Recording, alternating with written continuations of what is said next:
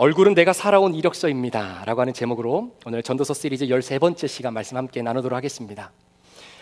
오늘 우리가 읽었던 본문의 1절 말씀에 보시면 솔로몬이 다음과 같이 이야기를 합니다. 누가 지혜자와 같으며 누가 사물의 이치를 아는 자이냐? 사람의 지혜는 그의 얼굴에 광채가 나게 하나니 그의 얼굴에 사나운 것이 변하느니라. 여러분, 이 한 구절의 말씀을 통해서 우리가 얻을 수 있는 영적인 가르침이 있다면 그것은 무슨 의미일까요? 자, 여기 계신 분들께 제가 질문을 하나 드릴 테니까 한번 말씀해 보십시오. 요즘 여러분의 얼굴은 화가 난 얼굴입니까? 아니면 기쁨과 감사가 가득 찬 얼굴이어서 누가 보더라도 은혜의 광채가 나는 그런 얼굴이십니까? 혹시 시간 되시면 거울을 한번 꼭 보시기를 바랍니다. 내 얼굴이 사나운 얼굴인지 아니면 웃음이 가득해서 빛이 나고 있는 얼굴인지 말입니다. 만약 누군가가 얼굴에 화가 가득 담겨져 있다고 한다면 필경 그 사람은 화가 날 수밖에 없는 상황 속에 내가 있었기 때문이다, 이렇게 말할 겁니다. 자, 예를 들어 우리의 삶을 한번 돌아볼까요?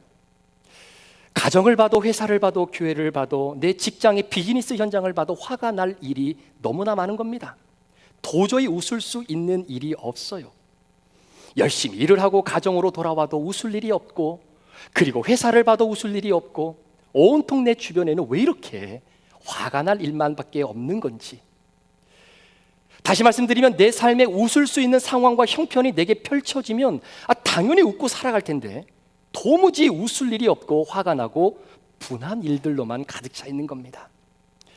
그러니까 사람들이 하는 이야기가 내가 이렇게 화를 내고 내 얼굴에 환한 기색이 드리워져 있는 이유는 나로 하여금 화가 날 수밖에 없는 상황 속에 내가 있기 때문이다 라고 그렇게 이구동성으로 말을 하겠죠. 그런데 사실 그 말이 틀린 말은 아닙니다. 그런데 오늘 솔로몬이 우리에게 던져주고 있는 핵심 메시지가 뭐냐면, 내 마음에 화가 사라지지 않고 얼굴에 사나운 기색이 떠나가지 않는 이유가 내가 화를 낼 수밖에 없는 그 상황과 여건 속에 내가 있기 때문이 아니라 지혜가 없어서 그렇다는 거예요. 지혜가 없어서. 상황 때문이 아니랍니다. 환경 때문이 아니랍니다. 내 처지가 그렇고 그래서가 아니랍니다. 그거요, 지혜가 없어서 그렇다는 거예요. 만약에 저와 여러분이 사물의 이치를 깨닫는 지혜가 있다면 그 지혜가 저와 여러분의 얼굴을 환한 얼굴로 바꾸어 놓는다라는 겁니다. 광채가 난다는 사실입니다. 뭐 때문에요? 지혜가 있기 때문이다라는 사실입니다. 그런데 여러분, 오늘 이 말씀이 정확하게 제 삶에 작동되어졌던 때가 있었습니다. 사실 여러분도 살아가다 보면 삶이 너무나 힘들게 펼쳐질 때가 있지 않습니까? 그래서 오늘 설교는 제 간증을 여러분들과 좀 함께 나누는 차원으로 제가 말씀을 준비했는데요, 한번 들어보세요. 제가 말씀을 준비하면서 제 인생에 가장 화를 많이 내고 사나운 기색이 짙게 드리워져 있었을 때가 언제였을까를 생각해 보니까 2021년도였습니다. 제 목회 여정에 있어서 다시는 돌아가고 싶지 않았던 시간들, 그때는요 제 얼굴에 걱정과 근심과 분노와 사나운 기색이 너무나 역력했죠. 웃을 이유가 없는 겁니다. 그래서 누가 살짝만 건드려도 사정없이 활히고 폭발하려고 했던 그때였으니 웃음이 어디 있겠습니까? 그래도 좀 도파민이 뇌에서 분출이 돼야 웃고 살아갈 텐데, 여러분 삶이 기쁘겠습니까? 얼굴에 감사가 있겠어요? 광채가 나겠느냐라는 거죠. 따라서 제 인생의 2021년도는 제 자아가 완전히 무너져 버렸던 시간이기도 했습니다. 저는 목회를 하면서 제가 섬겼던 교회마다 하나같이 담임 목사님들로부터, 성도님들로부터 인정을 받으면서 사역을 해왔지, 인정받지 못해서 자괴감을 느껴본 적은 사실 한 번도 없었거든요. 그런데 2021년도에 뼈저리 경험했던 깊은 상처로 인해 내가 이렇게 해서 목회를 할 수 있을까를 깊이 고민하고 고민했던 시간이 있기도 했습니다. 그러니 그 시기에 제 얼굴에 웃음이 있었겠습니까? 환한 광채가 얼굴에 남아 있었겠느냐라는 거죠. 오히려 머리끝까지 화가 치밀고 하루하루 분노라고 하는 친구를 벗삼아 살았던 때가 있었습니다. 그런데요, 오늘 여러분들과 함께 나누는 이 본문이 제 개인적으로는 하늘로 반드시 올라가기 위해 내가 붙잡아야 되는 그런 동아줄과도 같은 말씀이었습니다. 자, 왜 그런지 한번 들어보세요. 2021년도 폭풍이 몰아치는 시간을 뚫고 한 걸음 한 걸음 나아가는 과정 속에 내가 하나님 앞에 정말로 단독자로 서야 될 시간이 내게 필요하겠구나라고 하는 생각이 들어서 그때 당시에, 지금은 없어졌지만 위스콘신에 있는 안디옥 기도원에 잠시 다녀온 적이 있었습니다. 자, 기도원에 도착해서 이제 짐을 풀고 챙겨온 음식을 준비해서 저녁을 먹으려고 하는데, 그 기도원을 다녀오신 분은 알겠지만 그 기도원의 서쪽, 이 식당의 서쪽 부분은 다 이게 유리창으로 되어 있어서 밖이 훤히 보입니다. 자, 그래서 이제는 겨울철이 가까워지니까 해가 짧고 오후만 되면요 벌써 해가 서산으로 뉘엿뉘엿 흘러 넘어가게 되면서 그렇게 아름다운 붉은 노을을 만들어내는 거예요. 그리고 그 붉은 노을이 그 유리창을 뚫고 식당 안쪽으로 강렬하게 내려쬐는데, 그 내려쬐는 강렬한 햇빛을 한 몸에 받고 있는 순간 그냥 울음이 팍 터져버린 겁니다. 근데 그 눈물이 너무나 내가 서럽고 너무나 화가 나는 거예요. 그래도 어떻게 하겠습니까? 이 또한 지나가리라 라는 말처럼 버티는 수밖에 없는 거예요.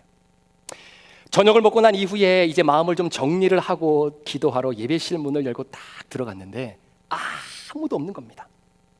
본당 앞쪽에는 조그마한 미등 하나에 불만 켜져 있고 나머지는 캄캄한 거예요. 살짝 무섭기도 하고 이 기도가 되겠나 싶은 생각이 좀 들었습니다. 여하튼 아무도 없는 캄캄한 예배실 맨 앞에 방석을 깔고 무릎을 꿇고 앉기는 앉았는데 기도가 안 나오는 거예요. 기도한답시고 기도원에 와서 앉아 있기는 하는데 솔직히 그때 당시에는 무슨 기도를 어떻게 해야 될지를 몰랐어요.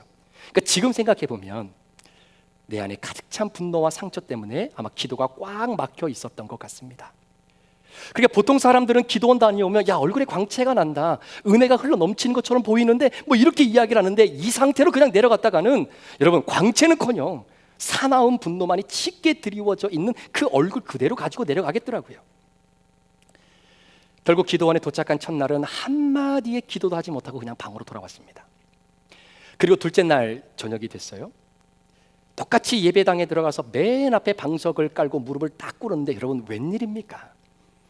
역시나 기도가 한마디도 안 나오는 겁니다. 그때 정말 너무나 미치겠더라고요.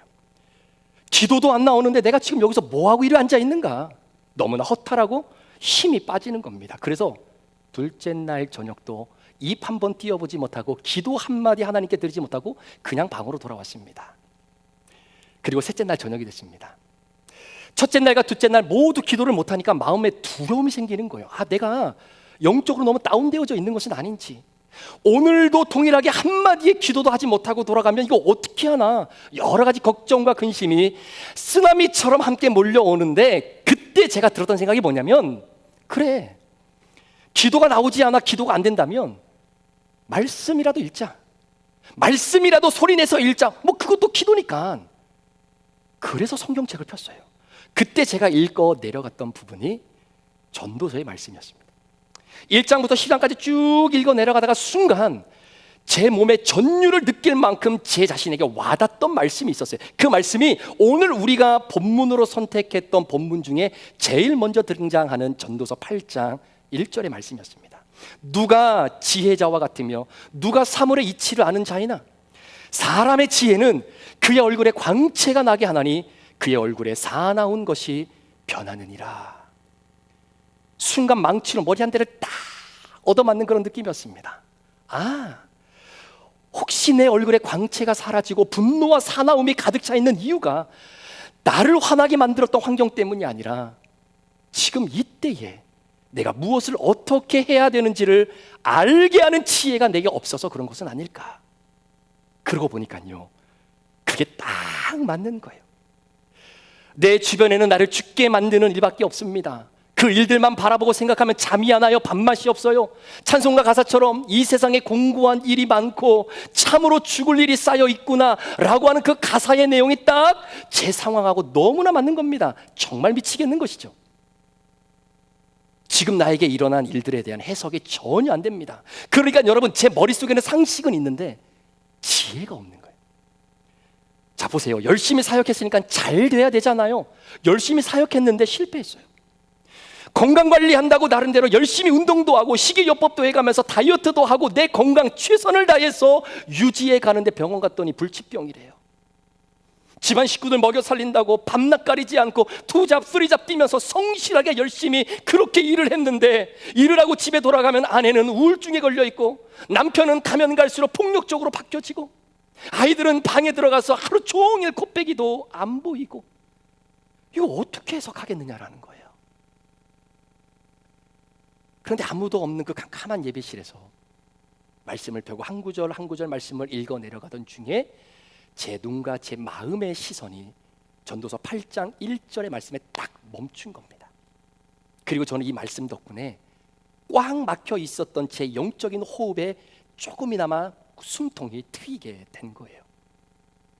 그것은 지금 이 상황에서 내가 무엇을 해야 되는지를 알게 했던 바로 그 지혜를 발견했기 때문입니다.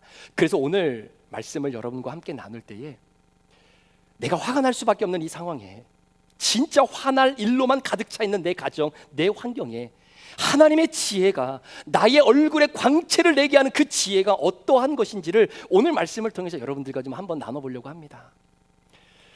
2023년도 10월 달이었는데요, 브릿지교회를 개척한 지 2년이 지났을 때였습니다. 어느 날 갑자기 제 마음속에 이런 생각이 드는 거예요. 하나님께서 나에게 소중한 목회 현장을 주셨는데 내가 여기서 뭘 하면 될까? 어떻게 하면 목회를 다시 성공할 수 있을까? 무엇을 해야 성도들이 우리 브릿지교회로 찾아올까? 이런 생각들이 제 머릿속을 맴돌고 있었던 어느 날, 한국에서 목회하시는 선배 목사님께서 세미나를 인도하시기 위해서 시카고에 방문하신 적이 있었습니다.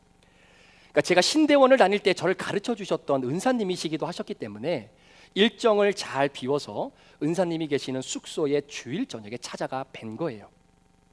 그리고 호텔 로비에서 선배 목사님과 이런 저런 이야기를 나눴는데 그렇게 긴 시간을 나눌 수 있는 시간적 여유도 없었습니다. 그때 선배 목사님이 저에게 해주셨던 주옥 같은 말씀이 한 구절이 있었어요. 임 목사님, 목사의 생명은 말씀 묵상입니다. 큐티입니다. 이제 새롭게 개척하셨다라고 하는 이야기를 들었는데, 다른 무엇보다 목사님 개인이 하나님과 말씀으로 깊이 조우하는 시간을 매일매일 꼭 가지세요. 그것이 목사님이 사는 길이고 함께 걸어가는 성도님들과 교회가 사는 길입니다. 선배 목사님을 만나고 돌아오는 차 안에 제 가슴이 막 뛰기 시작하는데요, 주체할 수 없을 정도로 가슴이 벅찬 겁니다. 마치 아르키메데스가 목욕을 하기 위해 욕조에 들어갔는데 넘치지 않았던 물이 내가 들어감으로 말미암아 그 물이 질량의 법칙에 따라서 욕조 밖으로 물이 넘치는 것을 보고 야, 이거구나 유레카라고 외쳤던 그 외침이 저의 외침이었습니다. 그때 제가 마음에 결심한 것이 있었어요. 앞으로 우리 브릿지교회는 세상을 그리스도께로 연결하면서 큐티하는 교회로 나아가야 되겠구나라는 마음이었습니다. 우리가 다른 것은 못해도 영혼을 살리고 선교하고 전도하는 일과 하나님이 우리에게 걸어가게 하신 믿음의 광야의 여정을 실패 없이 믿음 안에서 걸어가기 위해 나를 깎고 주님의 거룩한 모습을 닮아가는 이 큐티의 여정, 이 두 가지를 가슴에 품고 우리 성도들과 함께 나아가면 되겠다라고 하는 결심을 그때 그 차 안에서 고백한 겁니다. 그리고 그 결심을 지금까지 우리 성도님들과 함께 해오고 있는 거예요. 그런데 여러분, 큐티가 왜 우리를 살리는가? 거기에 지혜가 있기 때문입니다. 저도 본격적으로 큐티를 시작한 지 이제 1년 반이 조금 넘는데요, 이 기간 동안 하나님께서 제게 주신 가장 큰 은혜가 뭐냐면 말씀으로 나를 보게 하시는 은혜였어요. 말씀의 빛이 내 죄를 비춰주는 겁니다. 이전까지는요, 말씀이 내 죄를 비춰주면 나는 어떻게 해서든지 이것저것을 끌어와서 내 죄를 가리고 감추고 안 보이는 척하면서 그렇게 살고 그렇게 목회를 해왔던 때가 너무나 많았던 거예요. 그런데 이제는 아니에요. 그날 내게 주시는 말씀이 나의 모난 부분을 깎아냅니다. 여러분, 깎여지면 아프지요. 내 혈기를 그 말씀이 잠재우기 시작합니다. 내 안에 누구에게도 보여지지 않았던 욕심과 탐욕과 욕망을 말씀이 내려놓게 하는 겁니다. 음란과 미움과 시기와 질투가 내 안에 자리 잡지 못하도록 말씀이 밀어내게 하는 겁니다. 이처럼 내 안에 있어서는 안 될 것들을 말씀이 쫓아내주시는 경험을 조금씩 경험하기 시작하면서 제 삶의 변화가 조금씩 생기는 거예요. 우리 사랑하는 성도 여러분, 원래 저는 욕심이 많은 사람입니다. 아니, 입니다가 아니라 이었습니다. 저는 사람들에게 인정받는 걸 너무나 좋아하면서 살았던 사람이에요. 그래서 저는 개인적으로 인정 중독에 내가 걸린 사람이 아닐까라고 생각할 정도로 인정받는 것을 좋아했던 사람입니다. 남들과 비교할 때 어떻게든 잘한다는 소리를 꼭 들어야 직성이 풀리는 사람이었고요. 아랫자리보다는 윗자리에 서서 애를 쓰려고 했던 사람입니다. 그리고 제 머릿속에 가만히 생각해 보니까 그래도 나 정도는 이라고 하는 허황된 교만으로 가득 차 있었던 사람이 바로 제 자신이었어요. 그런데 말씀을 큐티하면서 제가 뼈저리게 느꼈던 것은 철저한 제 자신의 무너짐입니다.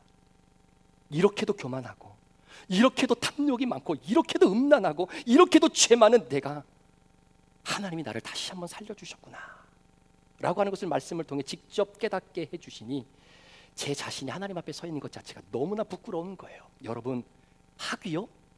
여러분, 목회 경력이요? 설교요? 운동이요? 아니요.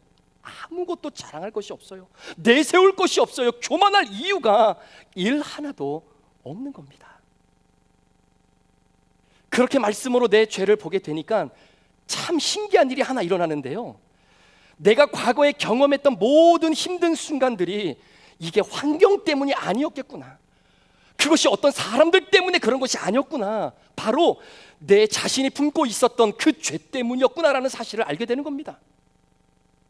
부끄러운 고백이지만 설교를 준비할 때마다 야, 이 말씀은 진짜 이번 주에 이 집사님 꼭 들어야 돼, 야, 이 말씀은 이 장로님 진짜 듣고 좀 깨달아야 돼 라고 하는 기대가 제 안에 너무나 많았어요. 그런 여러분 보세요. 말씀을 준비하면서 여전히 내 죄를 보지 못하고 남의 죄만 보고 있으니 하나님께서 어찌 그 말씀에 은혜를 부어주실 수 있으시겠습니까? 그런데 말씀으로 내 죄를 보여주시니까 이해가 되지 않고 해석되지 않았던 삶이 이제는 해석이 되면서 대처가 가능해지게 되더라는 거죠. 저희 가정은 2006년도 7월 27일 목요일 미국 유학으로 미국에 들어왔습니다. 그때 저희 가정이 뭐 그렇게 넉넉한 상황에서 유학을 온 것이 아니었기 때문에 돈도 아껴 써야 되고 또 기회만 된다면 사역도 해야 되는 그러한 상황이었거든요.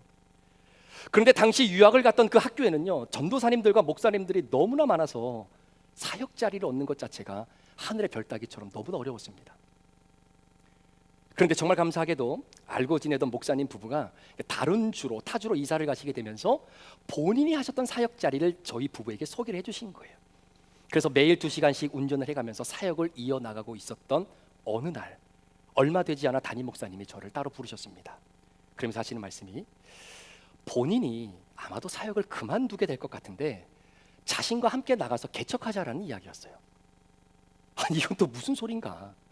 어렵게 사역지를 소개받아서 사역하고 있는데 만약 담임 목사님께서 개척하는 교회로 내가 따라가면 이런저런 어려움이 나에게도 있지 않을까?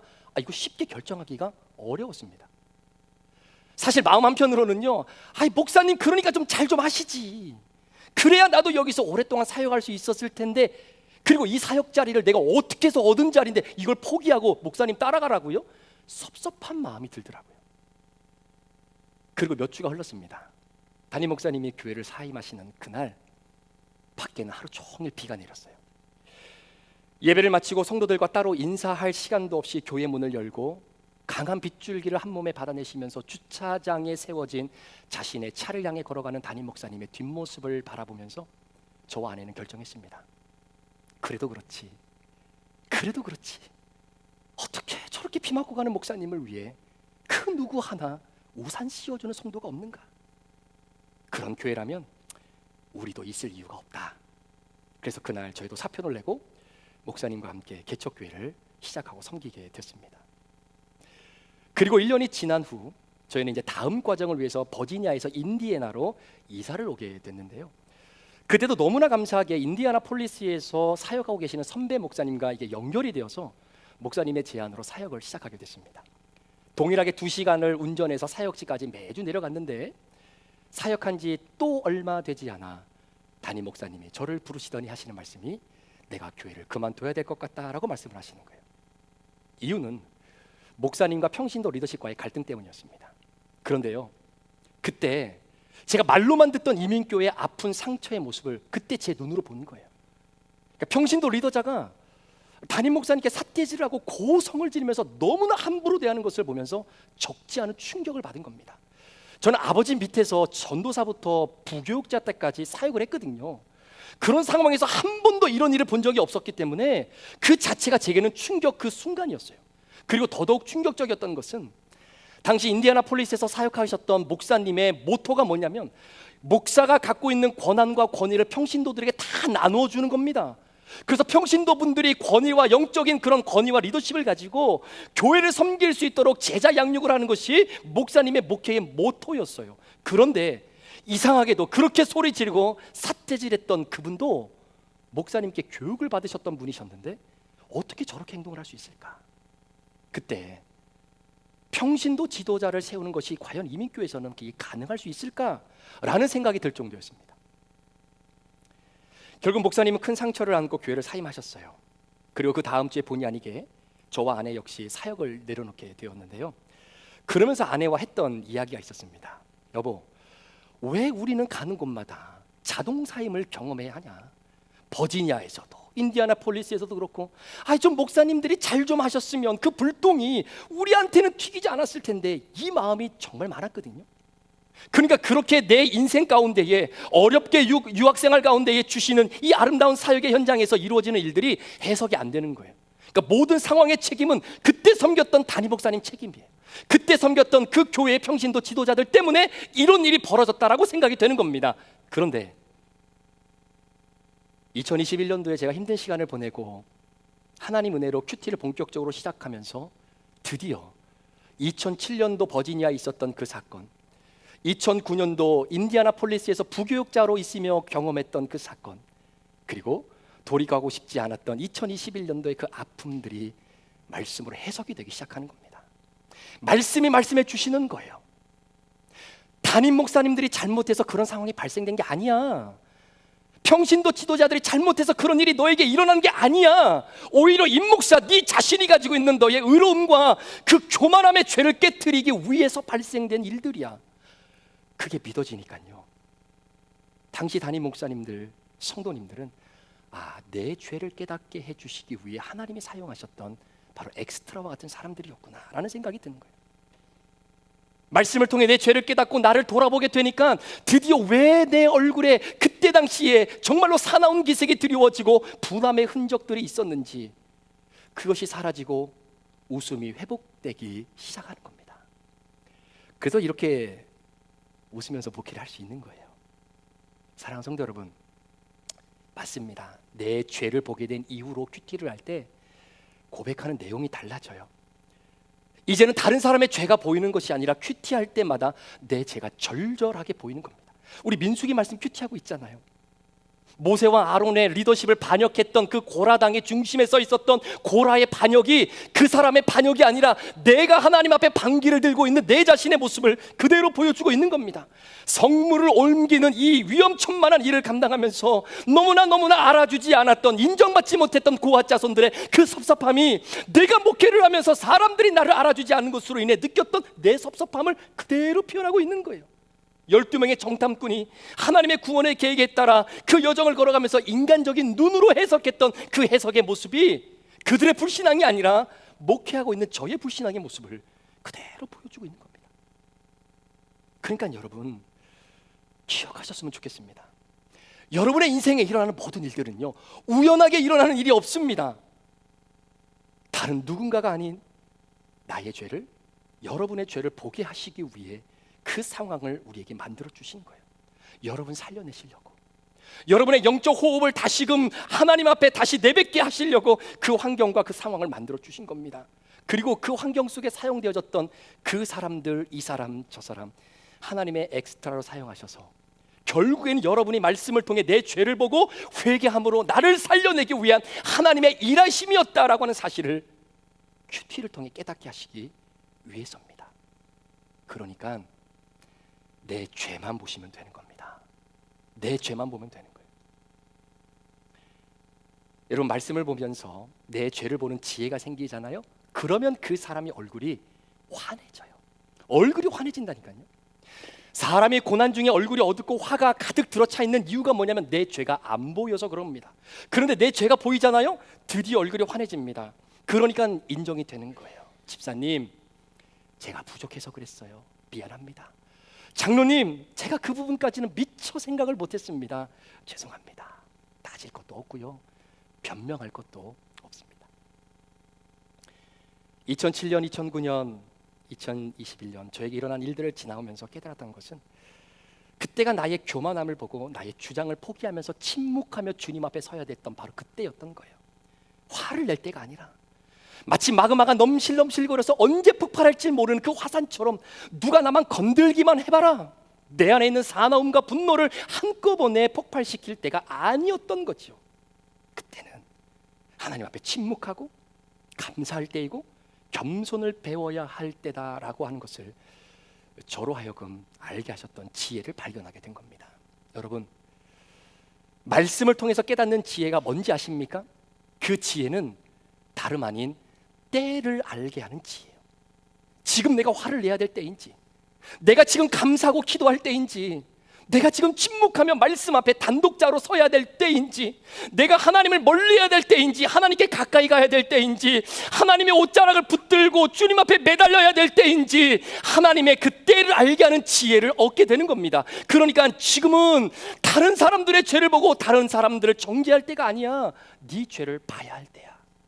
그 때를 아는 지혜가 큐티를 통해서 생기더라고요. 여러분, 때를 알면 살 길이 열립니다. 때를 알면 살 길이 열려요. 기도원에서 이 말씀을 접하고 난 후에 생각이 좀 바뀌었습니다. 물론 여전히 상황은 바뀐 것이 아무것도 없었지만 앞으로 내가 어떻게 살아가야 될지에 대한 깊은 고민과 성찰을 경험했던 시간, 지금 돌아와 보면 하나님의 은혜로 다시금 말씀을 붙잡고 말씀을 사모하는 귀한 성도님들과 함께 목회할 수 있는 축복이 주어졌다라고 하는 것이 얼마나 감사하고 기쁜지 모릅니다. 여러분, 지혜는 그 사람의 얼굴에 광채가 나게 한답니다.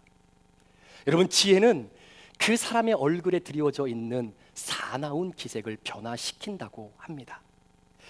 여러분 주변에 멀리서만 봐도 얼굴에 광채가 나는 분들이 계시죠.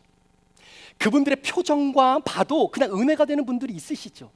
그냥 그분의 인상만 보면 그냥 마음이 확 녹아지는 그런 분들 없으세요? 있으시죠. 심지어 그런 분하고 같이 얼굴과 얼굴을 맞대고 이야기하고 있는데도 불구하고 그분이 보고 싶어지는 분이 계시죠. 있어요. 다 있습니다. 그런 말이 있습니다. 얼굴은 부모님이 물려주지만 표정과 인상은 저와 여러분의 삶이 만들어내는 제2의 얼굴이다라고 말입니다. 우리 브릿지교회 성도님들의 인상은 큐티를 통해서 만들어지는 것입니다.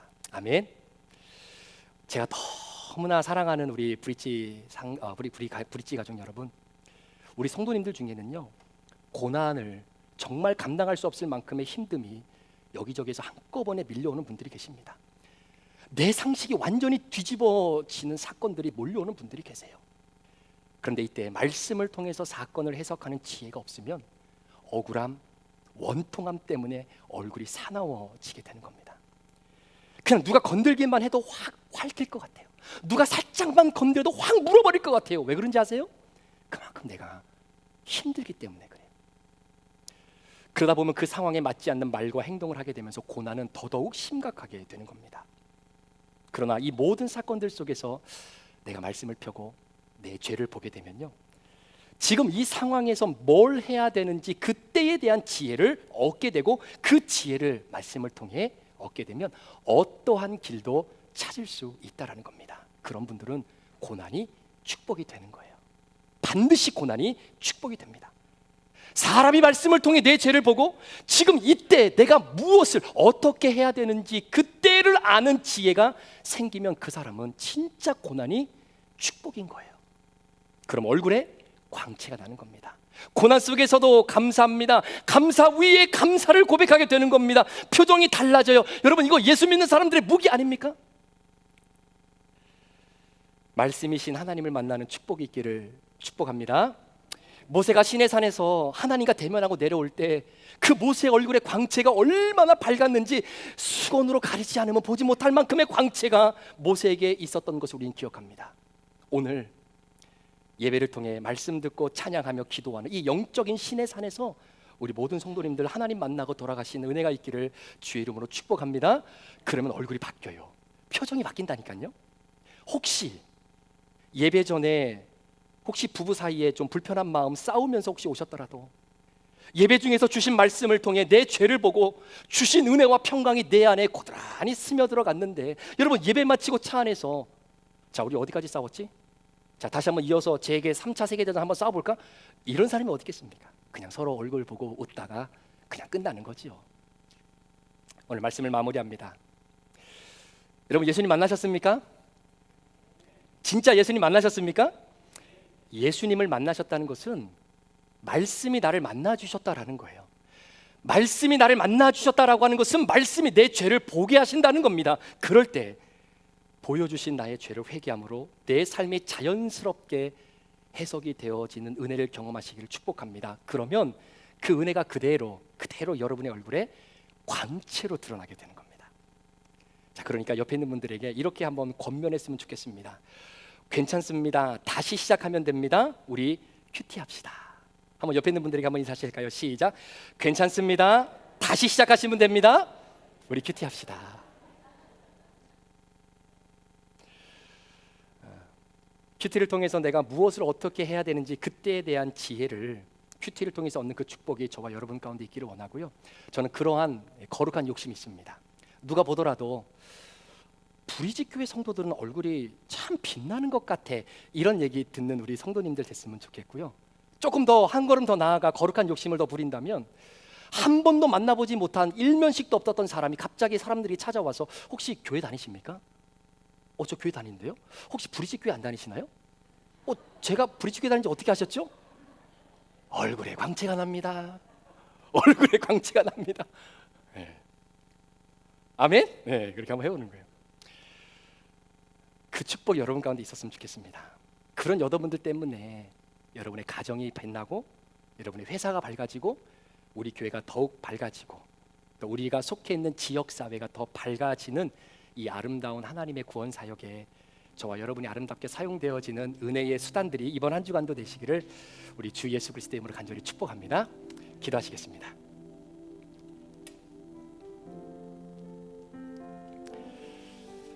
제가 설교 처음에 여러분께 질문 드렸잖아요. 여러분 얼굴은 지금 어떤 얼굴입니까? 지금 여러분의 얼굴에는 기쁨과 감사가 넘쳐서 광채가 있으십니까? 아니면 화가 난 얼굴입니까? 그래서 제가 제 주보 맨 앞에 메인 페이지에 얼굴 표정에 두 가지 대조된 얼굴을 갖다 넣어봤습니다. 위에 사진은 제가 우간다를 방문했을 때 정말 해맑게 웃었던 귀한 아이들의 웃는 얼굴 모습이고요.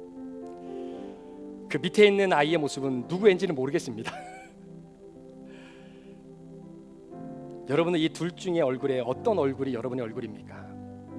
이 시간 하나님 앞에 잠시 한번 기도하시면서 내가 웃지 못할 일밖에 없기 때문에 내가 화를 낼 수밖에 없는 상황에 있다라고 여러분 그렇게 여러분을 합리적으로 이해시키지 마시고, 그럼에도 불구하고 내 안에 이때에 내가 무엇을 해야 되는지 지혜가 없어서 혹시 내 얼굴에 광채가 사라지고 사나운 기색이 역력히 드러나 있지는 않은지 하나님 앞에 정직하게 내 마음을 내려놓고 주님의 은혜를 간구하는 저와 여러분 되기를 원합니다. 이 시간 주신 말씀을 기억하면서 우리 잠시 기도하고 또 주님이 주신 살과 피를 대하면서 내 안에 다시금 하나님의 은혜의 아름다운 광채가 회복되도록 주여 나를 도와달라고 우리 기도하며 또 주님이 허락하신 식탁의 자리로 함께 나아가겠습니다. 기도합니다.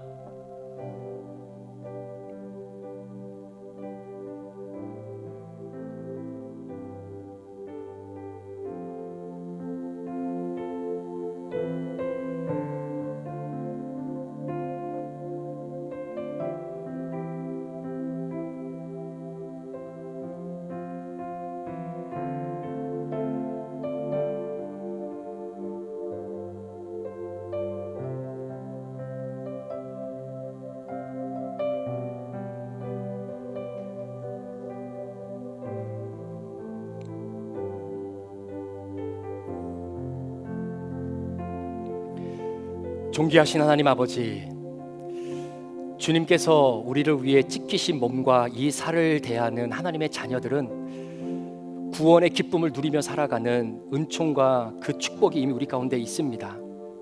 우리 사랑하는 귀한 성도들, 세상에 짓눌리는 그 힘든 여정 속에 우리의 웃음과 감사와 기쁨을 앗아가는 여러 가지 요소들이 있지만, 그때에 내가 무엇을 어떻게 해야 하는지 매일매일 말씀을 통해 깨닫는 지혜로 다시금 우리의 얼굴에 주님의 은혜의 광채와 얼굴에 사나운 기색이 변하여 많은 이들에게 사랑과 위로와 따뜻한 마음을 공급할 수 있는 하나님의 귀한 사람들로 우리 귀한 성도들을 축복하시고, 그 믿음의 결단을 가지고 오늘 주의 살과 피를 대하는 우리 모든 성도들의 심령을 변화시켜 주셔서 힘들지만, 아프지만, 어렵지만 주님이 주시는 하나님 나라의 위로와 그 웃음을 잃어버리지 않는 복된 한 주간의 삶이 되도록 우리 성도들을 지켜 주십시오.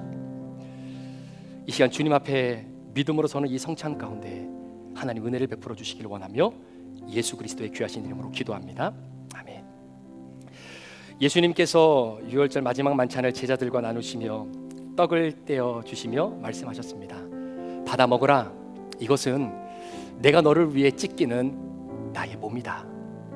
우리 주님이 몸이 찢기실 때 얼마나 아프셨겠습니까? 그런데 그 아픔이 저와 여러분의 기쁨이 되도록 허락하신 주님의 은혜를 함께 회복하는 성찬이 되기를 원합니다. 식사 후에 우리 예수님께서 잔을 따라 제자들에게 주시면서 동일하게 말씀하셨습니다. 받아 마셔라. 이것은 내가 너를 위해 흘리는 나의 피다. 피는 생명입니다. 피는 생명입니다. 생명이 있는 것은 살아있는 겁니다. 살아있는 것은 반응하고 작동합니다. 오늘 이 보혈의 능력의 피가 저와 여러분 가운데에 믿음으로 들어갈 때에 하나님이 주신 은혜를 발견하지 못했던 우리의 영적인 연약한 부분들이 다시 한번 재가동되어지는 소중한 은혜의 시간이 되기를 원합니다.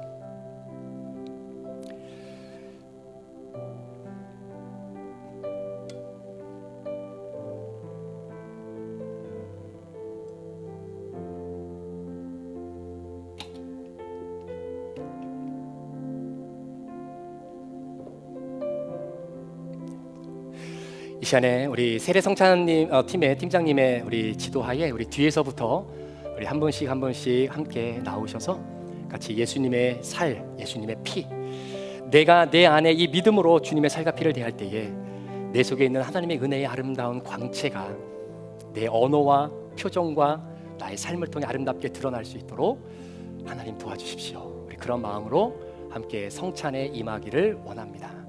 우리 기도하는 마음으로 함께 믿음으로 참여해 주시고, 주님이 나를 위해 찢기신 살과 피를 대한 것처럼 여러분들도 이번 한 주간 남편과 아내와 가족과 부모님을 위해 또 성도들을 위해 아름다운 사랑의 웃음의 공동체로 여러분들이 서나갈 수 있는 그런 기회가 우리에게 주어졌으면 좋겠습니다.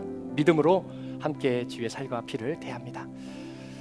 우리 성찬을 대하시고 자리에 앉으신 분들은 조용히 기도하시면서 내 모습을 다시 한번 하나님 앞에 고백하고 드리워지는 그런 믿음의 시간이 되기를 원합니다.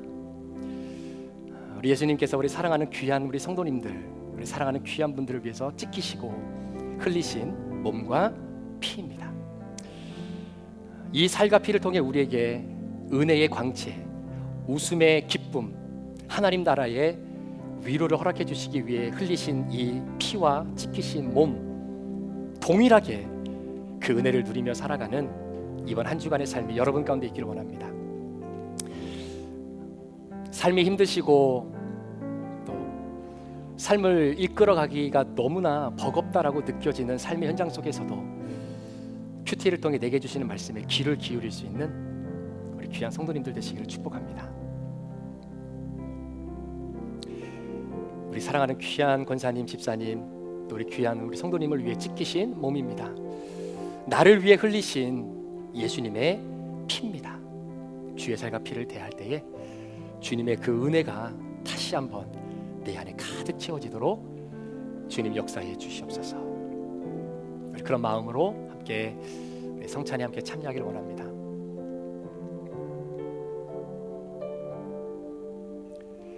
나를 위해 찢기신 몸입니다. 나를 위해 흘리신 피입니다. 그 믿음의 고백으로 함께 귀한 성찬에 동참하시길 바랍니다.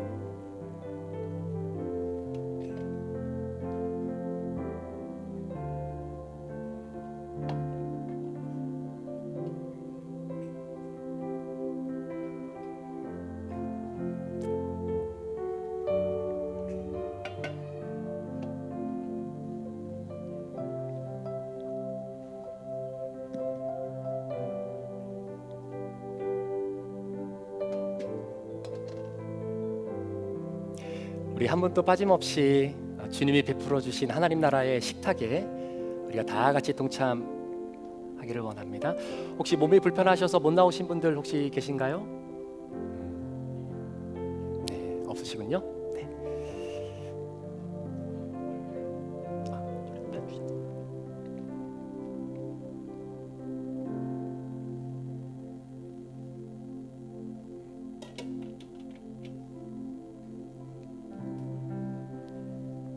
제가 섬기겠습니다. 집사님을 위해 지키신 주님의 몸입니다. 주님의 몸입니다. 주님의 몸입니다. 주님의 몸입니다.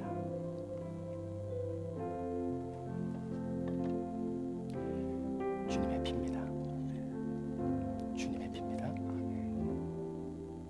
주님의 피입니다. 주님의 피입니다.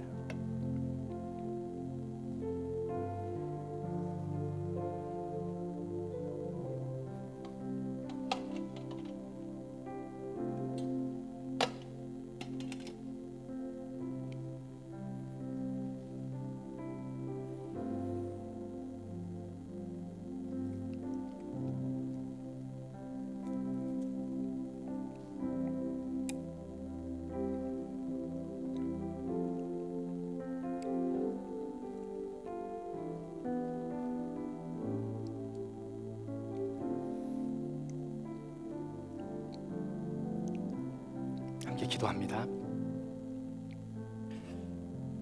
하나님 아버지,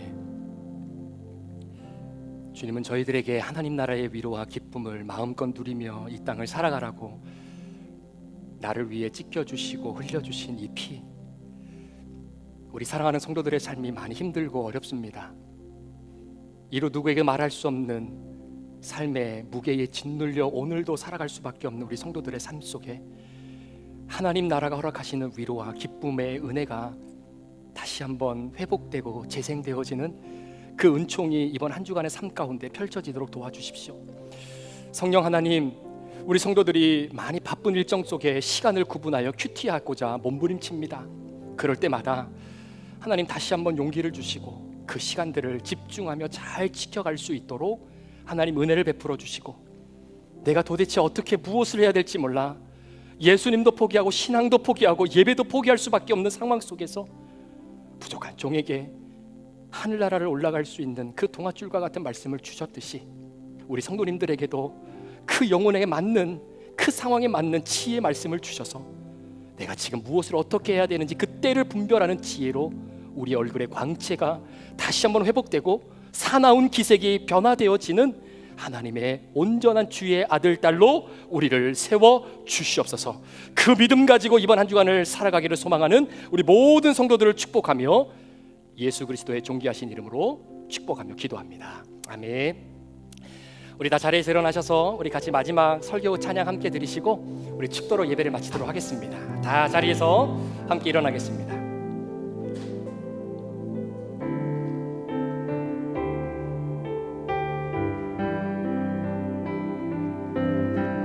나의 주님께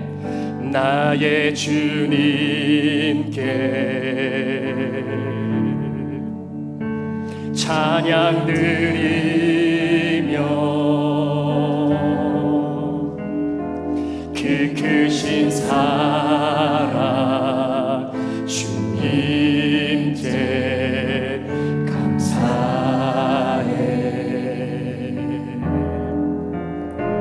어둠 속에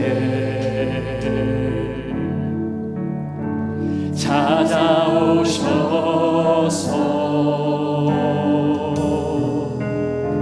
주님의 영광